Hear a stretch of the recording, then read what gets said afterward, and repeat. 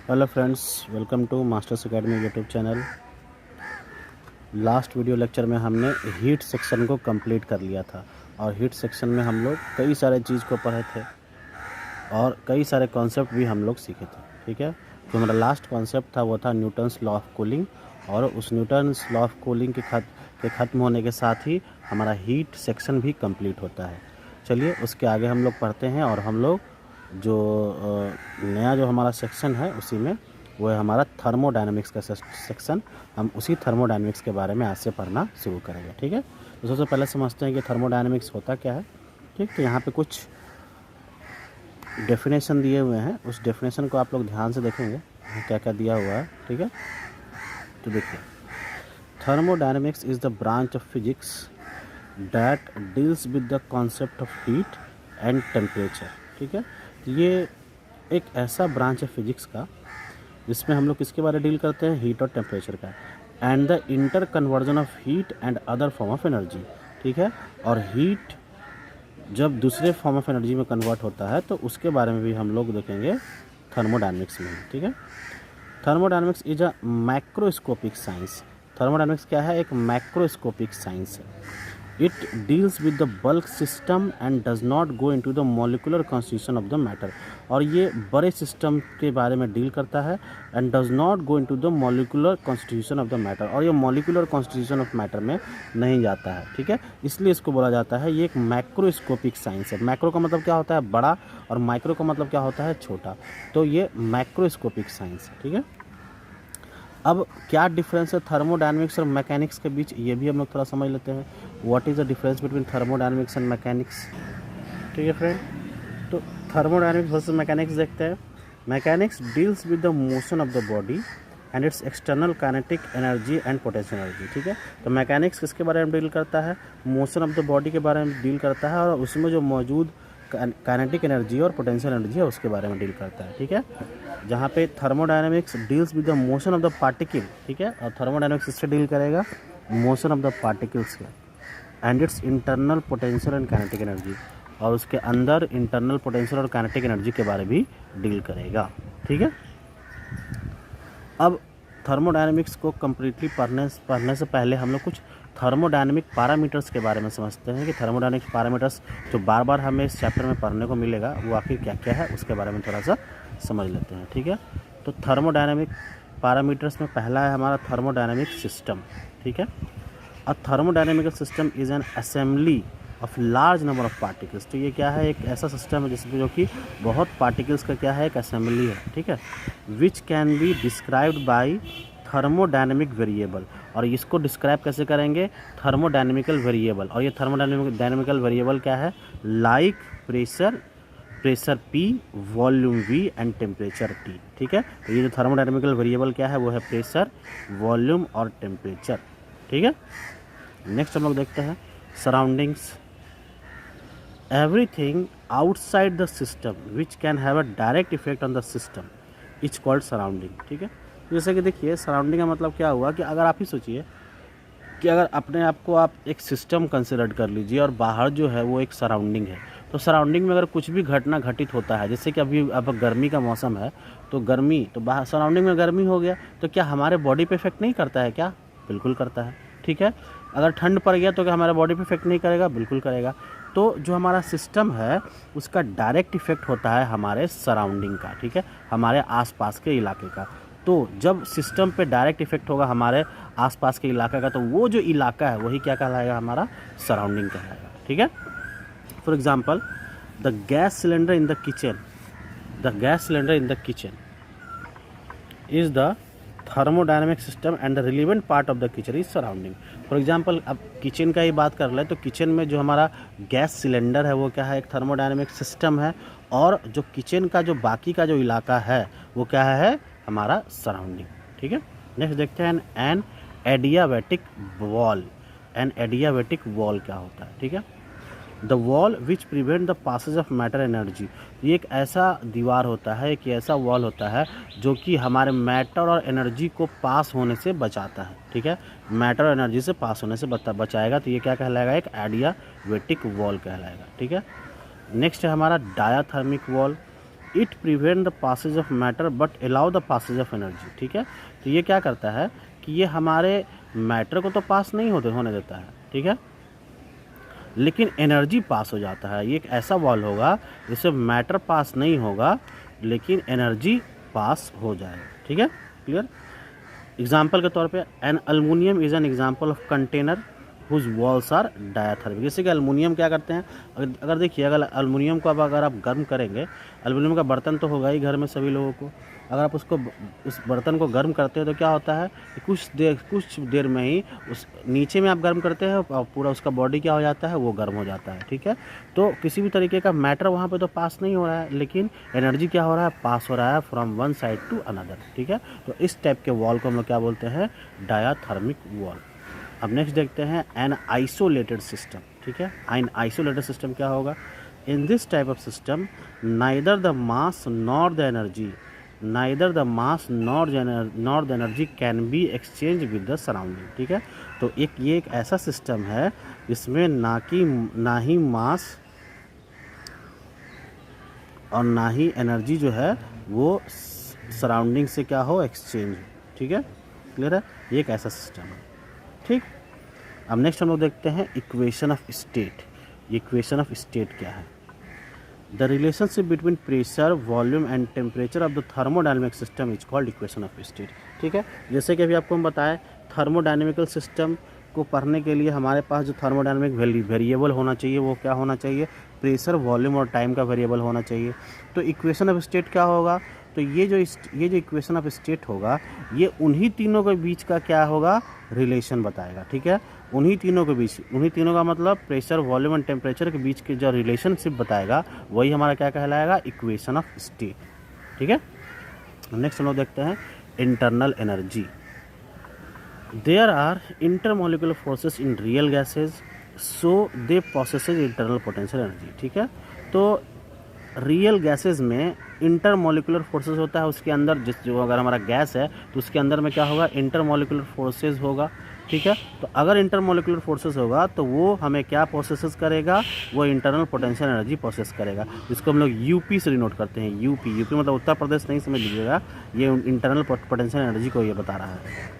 If the volume of gas increases work is to be done. अगर हमारा gas का volume increase हो रहा है इसका मतलब वहाँ पे कार्य हो रहा है, वहाँ पे वर्क हो रहा है।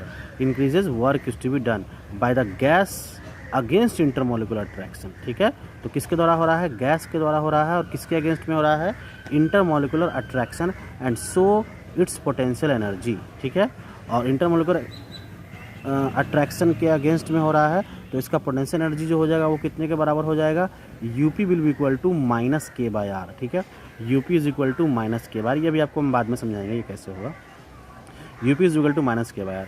The molecule of a gas is always in motion, और जो उस गैस का जो मॉलिक्यूल होगा वो हमेशा मोशन में रहेगा। ठीक है, द मोशन में बी ट्रांसलेशनल, रोटेशनल और वाइब्रेशनल। ठीक है, तो वो जो मोशन होगा वो कैसा होगा, या तो ट्रांसलेशनल होगा, या तो रोटेशनल होगा, या तो वाइब्रेशनल होगा। ठीक है, hence molecules of gas processes internal kinetic energy. ठीक है, तो अगर जो गैस के अंदर जो पार्टिकल मौजूद है अब वो मोशन प्रोसेस करने लगे, या फिर ट्रांसलेशनल या फिर रोटेशनल या फिर वाइब्रेशनल, तब हम कह सकते हैं कि उसके अंदर अब काइनेटिक एनर्जी भी प्रोसेसेस हो रहा है। जब कोई रेस्ट में होता है तो इंटरनल एनर्जी, और जब वो मोशन करने लगता है तो वो किस में कन्वर्ट हो जाता है, काइनेटिक एनर्जी में। ठीक है, तो यहाँ पे चूँकि अब ये ट्रांसलेशनल या फिर रोटेशनल या फिर वाइब्रेशनल मोशन क्रिएट करने लगा है, ये होने लगा है, तो जो मॉलिक्यूल्स है, जो मॉलिक्यूल ऑफ गैस है वो प्रोसेस क्या करेगा, इंटरनल काइनेटिक एनर्जी, जिसको हम लोग क्या कह सकते हैं, यूके। ठीक है, यूके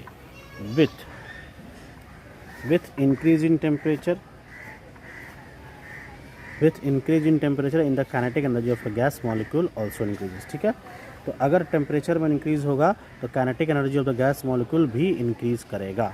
ठीक है, तो काइनेटिक एनर्जी को हम लोग किस तरीके से डिनोट करेंगे for monoatomic gas, U K will be equal to, ये क्या हुआ हमारा kinetic energy, U K will be equal to 3/2 RT। ठीक है, U K will be equal to 3/2 RT।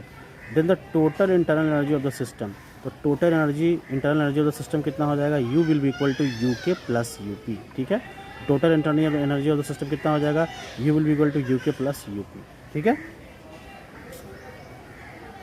Next हम लोग देखते हैं internal energy of an ideal gas. In ideal gases there are no intermolecular forces, so internal potential energy of an ideal gas is zero. ठीक है, देखिए ideal gas में क्या होता है, तो देखिए हमारे आइडियल गैस में किसी भी तरीके का कोई इंटरमोलिकुलर फोर्स नहीं होता है, तो इसी कारण उस गैस में जो हमारा इंटरनल पोटेंशियल एनर्जी होगा, मतलब आइडियल गैस में जो इंटरनल पोटेंशियल एनर्जी होगा वो क्या होगा, जीरो होगा। The internal potential energy of an ideal gas is only due to its internal kinetic energy. ठीक है, तो internal potential energy ideal gas में जो होगा वो किसके द्वारा होगा, सिर्फ और सिर्फ due to the internal kinetic energy. So we can write, तो इसीलिए हमारा जो एनर्जी होगा उस आइडियल गैस में वो किसके बराबर हो जाएगा, काइनेटिक एनर्जी के बराबर हो जाएगा। ठीक है, then U will be equal to U K, क्योंकि पोटेंशियल एनर्जी तो होगा नहीं, तो उसके अंदर जो एनर्जी होगा वो सिर्फ किसके कारण होगा, तो होगा काइनेटिक एनर्जी कारण, तो इसलिए energy will be equal to U K. As internal energy is the function of temperature, so internal energy depends only on temperature. ठीक है, इसलिए टेम्परेचर पे ही डिपेंड करेगा हमारा इंटरनल एनर्जी। ठीक है, किसी भी मोनो एटॉमिक गैस के लिए जो हमारा इंटरनल एनर्जी होगा वो क्या होगा, 3/2 RT। The energy for monoatomic gas U is equal to 3/2 RT। Internal energy for diatomic gas U is equal to 5/2 RT। ठीक है, तो किसी भी मोनो एटॉमिक गैस के लिए हमारा U का वैल्यू क्या हो जाएगा, 3/2 RT। किसी भी internal energy for diatomic gas के लिए क्या हो जाएगा, U is equal to 5/2 RT। ठीक है, समझ में आया सभी को। If the temperature of the ideal gas changes by delta T, then changes in internal energy of the gas। अगर आइडियल गैस में हमारा टेम्परेचर चेंज हो जाए, then changes in internal energy of the gas, तो gas में जो change होगा वो कितने के बराबर हो जाएगा, डेल्टा यू, जो गैस में जो एनर्जी का जो चेंज होगा वो कितने के बराबर हो जाएगा, delta U is equal to NCV delta T. ठीक है, NCV delta T, clear. For 1 mole के लिए मतलब n का वैल्यू कितना हो जाएगा, 0 हो जाएगा, तो delta U is equal to CV delta T, CV delta T, तो CV का वैल्यू क्या हो जाएगा, delta U by delta T. ठीक है, delta U by delta T, clear है। ठीक है, अब फॉर वेरी स्मॉल चेंज के लिए CV बराबर हम क्या लिखेंगे, डेल्टा टी, जो कि CV बराबर अभी हम लोग जस्ट क्या देखें, delta V by delta T. ठीक है, आप देख सकते हैं delta V by delta T. तो फॉर वेरी स्मॉल चेंज, तो ये जो डेल्टा V आप देख रहे हैं ये DU में, ये सॉरी डेल्टा V हम लिख दिए। ठीक है, ये एक्चुअली क्या होगा, डेल्टा U होगा, हाँ डेल्टा V। ठीक है, तो CV is equal to delta U by delta T. तो डेल्टा U जो है for a very small change किस में कन्वर्ट हो जाएगा, DU में कन्वर्ट हो जाएगा, तो ये DU में हो गया, और डेल्टा टी किस में कन्वर्ट हो जाएगा, DT में, मतलब कि CV is equal to DU by DT। ठीक, इन आइसोथर्मल प्रोसेस में डेल्टा U का वैल्यू क्या हो जाएगा, 0 हो जाएगा, क्योंकि आइसोथर्मल प्रोसेस में क्या होता है, there is no change in temperature. ठीक है, चेंज इन टेम्परेचर कितना होता है, 0, इसलिए हमारा डेल्टा U का वैल्यू कितना हो जाएगा, 0। इन साइक्लिक प्रोसेस में भी क्या हो जाएगा, delta U is equal to 0। ठीक है, अब नेक्स्ट हम लोग देखते हैं work done in volume change. जब वॉल्यूम में चेंज आता है किसी भी तरीके से, तो वर्क डन कैसे परफॉर्म होगा ये हम लोग समझते हैं। ठीक है, तो इसके लिए, इसको समझने के लिए हम लोग क्या करते हैं, एक सिलेंडर लेते हैं। ठीक है, एक सिलेंडर, और सिलेंडर के अंदर यहाँ पे किसी भी तरीके का कोई गैस भरा हुआ है। ठीक है, और ये जो आप देख रहे हैं ये एक पिस्टन है। पिस्टन का काम क्या मतलब होता है, जिसको हम लोग फोर्सली आगे बढ़ा सकते हैं और पीछे कर सकते हैं।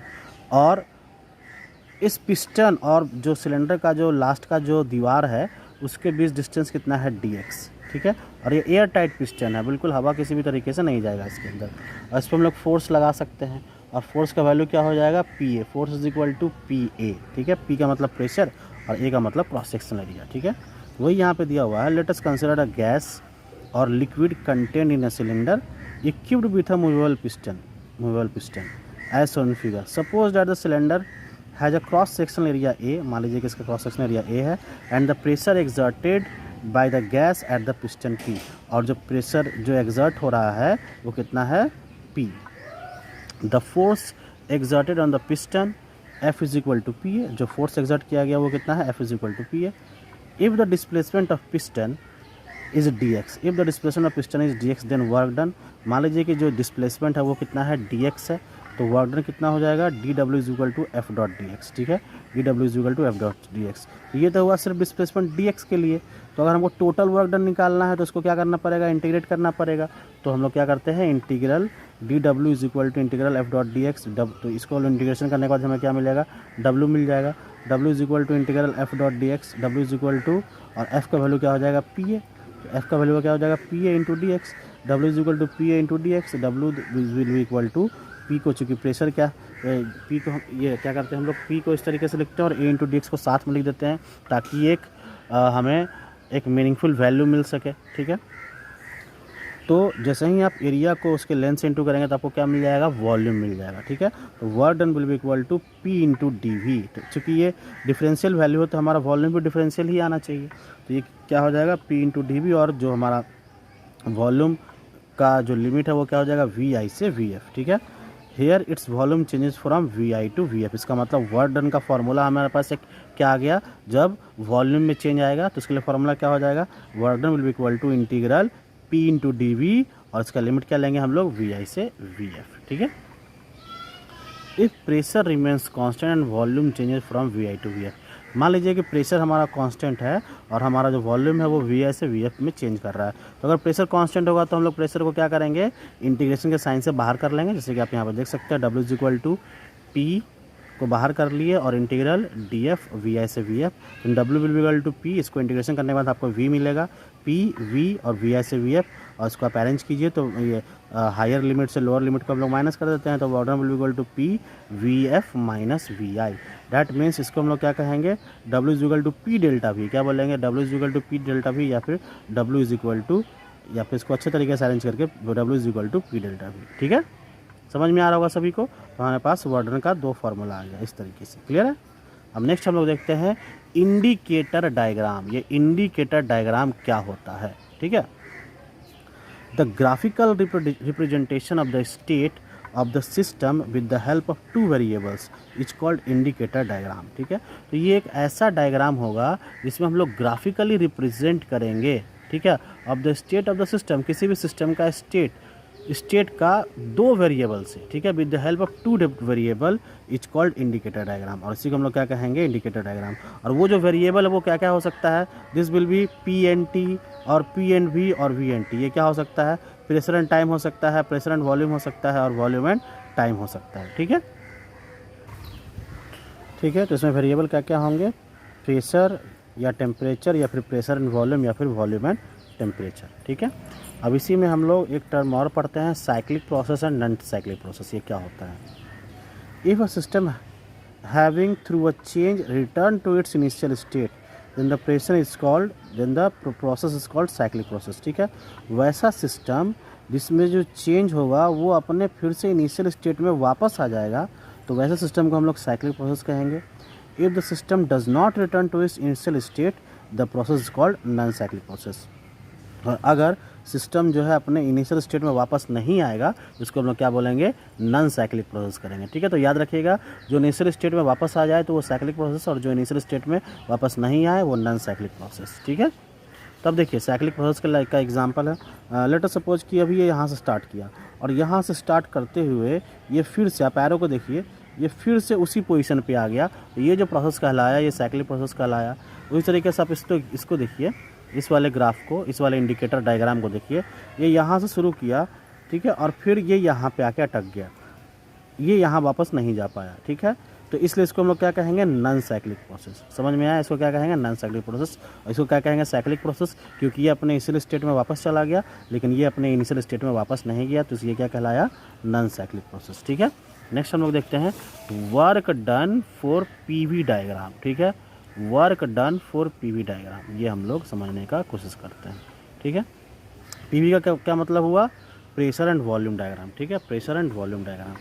तो लेट अस सपोज कि हम लोग प्रेशर वॉल्यूम के लिए एक ग्राफ बनाते हैं, इस पॉइंट से लेके इस पॉइंट तक, पॉइंट ए से लेके पॉइंट बी तक। इनिशियली ये वी आई वॉल्यूम पे था और पी आई प्रेशर पे था, और फाइनली पॉइंट पी बी पे ये वी एफ वॉल्यूम पे था और पी एफ प्रेशर पे था, ठीक है, क्लियर।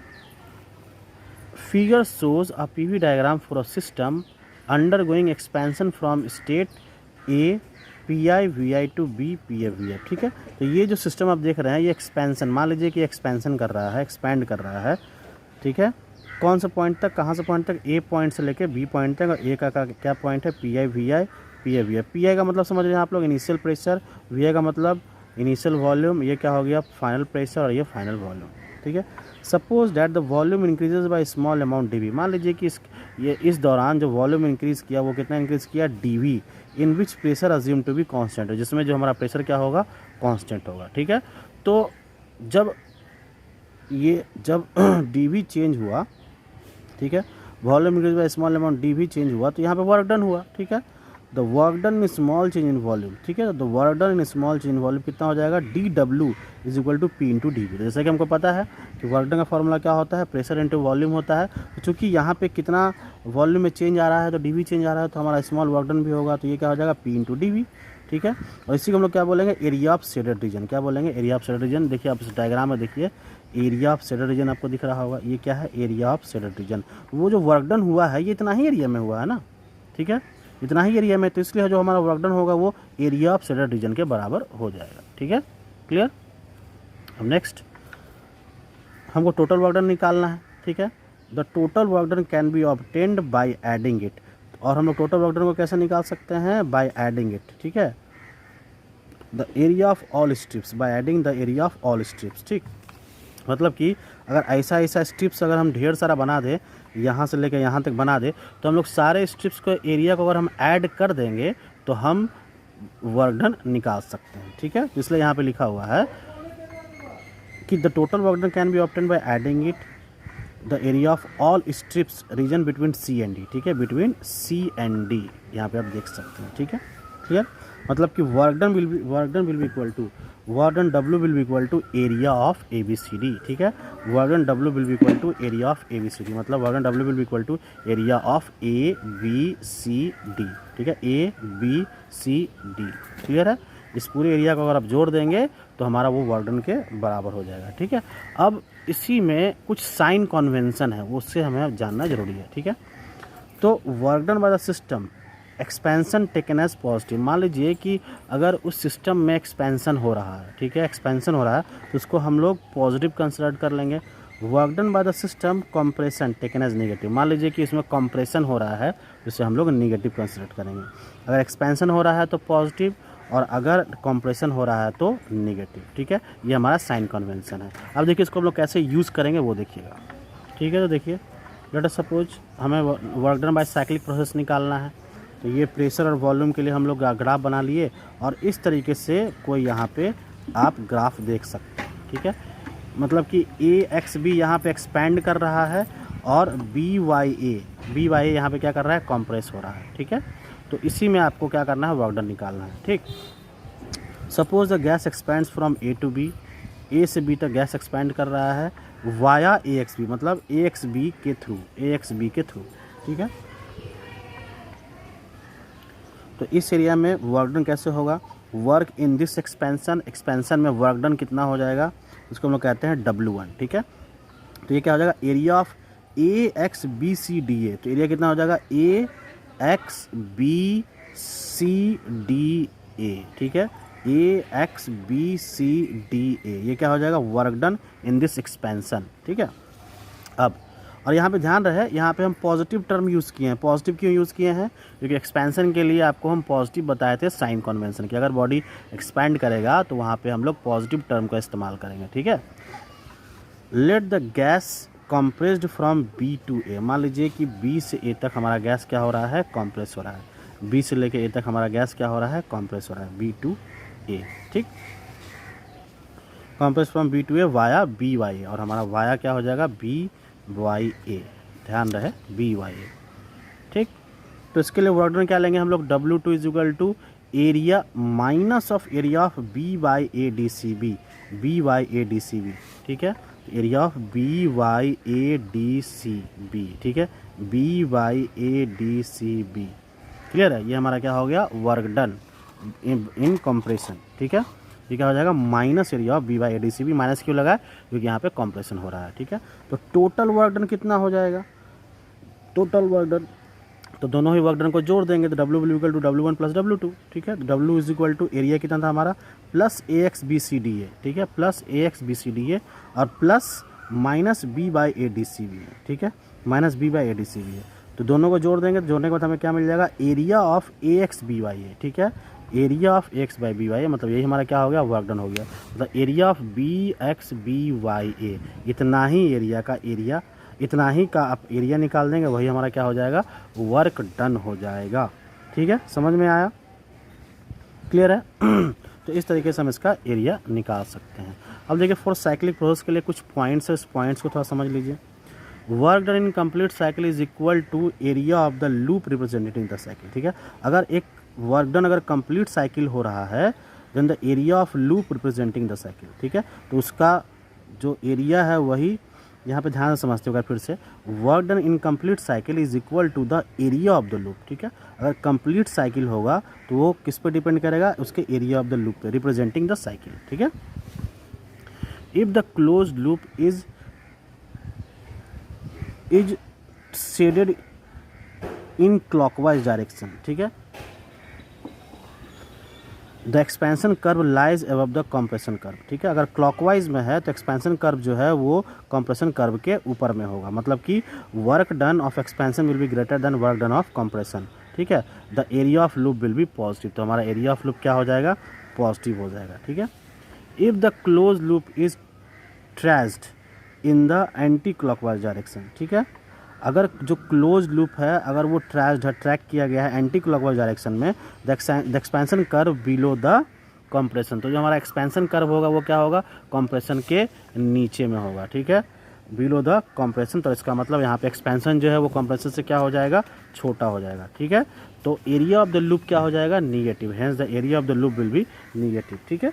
तो इस 3 पॉइंट को आप लोग याद रख सकते हैं, क्लियर है। आई होप कि आपको समझ में आ रहा होगा थर्मोडायनामिक्स। बाकी हम लोग नेक्स्ट वीडियो लेक्चर में आएंगे तो आपको हम और भी बताएंगे कुछ साइक्लिक प्रोसेस के बारे में और उसका एरिया कैसे निकाला जाए या फिर उसका वर्क डन कैसे निकाला जाए, क्योंकि अगर आपको वर्क डन निकालना है तो आप उसके एरिया को निकाल लीजिएगा तो वही हमारा क्या हो जाएगा वर्क डन। तो किस तरीके से निकालेंगे उसको हम नेक्स्ट वीडियो लेक्चर में बताएंगे। आई होप कि आपको समझ में आ रहा होगा। इस वीडियो को बार बार देखें, एक बार समझ में नहीं आए तो दोबारा देखें और जितना बार देखेंगे उतना समझ में आए, ठीक है। Thank you.